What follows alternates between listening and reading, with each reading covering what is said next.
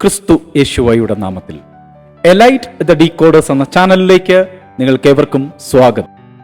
ഉൽപ്പത്തി പുസ്തകം 4-ാം അധ്യായം 14-ാം വാക്യം ഇങ്ങനെ വായിക്കുന്നു: ഇതാ, നീ ഇന്ന് എന്നെ ആട്ടിക്കളയുന്നു. ഞാൻ തിരുസന്നിധി വിട്ട് ഒളിച്ച് ഭൂമിയിൽ ഉഴലുന്നവനാകും. ആരെങ്കിലും എന്നെ കണ്ടാൽ എന്നെ കൊല്ലും എന്ന് പറഞ്ഞു.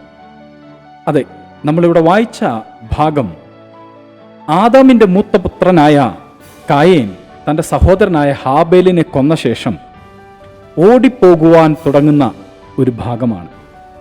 ഒന്ന് ചിന്തിച്ചാൽ, ദൈവം കായേനെ ജീവിക്കാൻ അനുവദിക്കുന്നുണ്ട്. അവിടെ അവൻ ഓടിപ്പോകുവാൻ തയ്യാറാകുമ്പോൾ ദൈവത്തോട് സംസാരിക്കുന്ന ഭാഗമാണ് നമ്മളവിടെ വായിച്ചത്.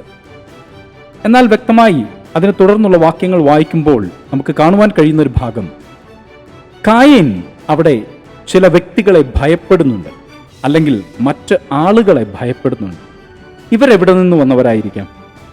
ഏത് ജനസമൂഹത്തെ ആയിരിക്കും, അല്ലെങ്കിൽ ഏത് ആളുകളെ ആയിരിക്കും ഈ കായിൻ അവിടെ ഭയപ്പെടുന്നത്? ചിന്തിച്ചു നോക്കുക. നമ്മൾ ആദ്യം വായിക്കുന്ന ഭാഗത്ത് എന്നാൽ 15-ാം വാക്യം പറയുന്നു, അവിടെ കായിനെ ദൈവം സംരക്ഷിക്കുന്നുണ്ട്. അവനൊരു അടയാളം നൽകി അവനെ പുറപ്പെട്ടു പോകുവാൻ അനുവദിക്കുന്നു. ഏദന് കിഴക്കേക്ക് സഞ്ചരിച്ച് നോദ് എന്ന ദേശത്ത് അവൻ എത്തി എന്ന് നമുക്ക് വായിക്കുവാൻ കഴിയും.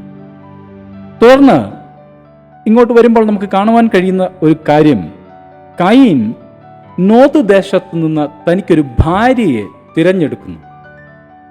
അങ്ങനെയെന്നാൽ അവിടെ ഒരു ജനസമൂഹം ഉണ്ടായിരുന്നിരിക്കണം, അല്ലെങ്കിൽ ഒരു ജനസമൂഹം അവിടെ ജീവിച്ചിരുന്നതിന് തെളിവായിട്ടാണ് ബൈബിൾ ഈ കാര്യം നമ്മുടെ മുൻപിലേക്ക് വയ്ക്കുന്നത്. കാരണം കായീൻ ഓടിപ്പോകുവാൻ തുടങ്ങുമ്പോൾ അവൻ പറയുന്നത്, ആരെങ്കിലും എന്നെ കണ്ട് എന്നെ കൊന്നു കളഞ്ഞാലോ എന്ന്. താൻ ആക്രമിക്കപ്പെടുമെന്നുള്ള ഭയം അവനിലുണ്ടായിരുന്നു.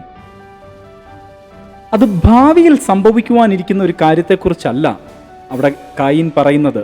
പിന്നെയോ, ആ കായീൻ ഓടിപ്പോകുന്ന സമയത്ത് തന്നെ ആരെങ്കിലും കണ്ടാൽ കൊന്നുകളയും എന്നാണ് പറയുന്നത്.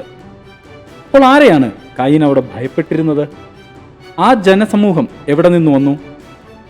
ഉൽപ്പത്തി പുസ്തകം 4-ാം അധ്യായം 16-ാം വാക്യത്തിൽ ഇങ്ങനെ വായിക്കുന്നു: അങ്ങനെ കായീൻ യഹോവയുടെ സന്നിധിയിൽ നിന്ന് പുറപ്പെട്ട് ഏദന് കിഴക്ക് നോദ് ദേശത്ത് ചെന്നു പാർത്തു.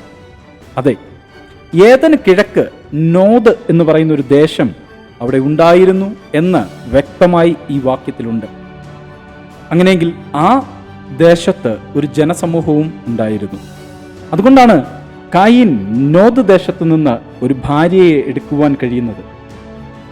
ഇത്രയും നാൾ ബൈബിൾ പണ്ഡിതർ, ബൈബിൾ പഠിപ്പിച്ചിരുന്നവർ ഇതിനെക്കുറിച്ച് എന്താണ് പഠിപ്പിക്കുന്നത്? പെന്തക്കോസ്ത് സമൂഹം നിങ്ങളെ പഠിപ്പിച്ചിരുന്നത് സത്യമോ മിഥ്യയോ? നമുക്കൊരുമിച്ച് പഠിക്കാം, ഒരുമിച്ച് ഉത്തരങ്ങൾ കണ്ടെത്താം. നിങ്ങളുടെ ഉത്തരങ്ങൾ കമന്റായി രേഖപ്പെടുത്തുക.